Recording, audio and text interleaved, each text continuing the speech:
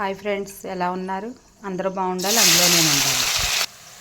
Paneer capsicum curry చేసుకుందామండి. Capsicum ముందుగా ఇలా వేయించేసి తర్వాత ఉల్లిపాయ పచ్చిమిర్చి పేస్ట్, ఉల్లిపాయ బాగా వేగిన తర్వాత టమాటా పేస్ట్ కూడా వేసుకోవాలండి. టమాటా పేస్ట్ బాగా వేగిన తర్వాత ఉప్పు కారం పసుపు తర్వాత మసాలా వేసుకోవాలి.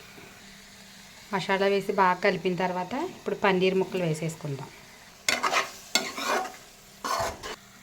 ఇప్పుడు కొంచెం పెరుగు ఉంటే మీ దగ్గర కొంచెం గ్రీన్ బఠానీ, తర్వాత ఉడకబెట్టిన జీడిపప్పు వాటర్తోనే వేసేసుకోవాలి. ఇప్పుడు కొంచెం వాటర్ వేసుకుందాం. లాస్ట్లో కొద్దిగా నెయ్యి పోసుకోండి, చాలా టేస్ట్ బాగుంటుంది. ఎంతో టేస్టీగా ఉండే పన్నీర్ క్యాప్సికమ్ కర్రీ రెడీ.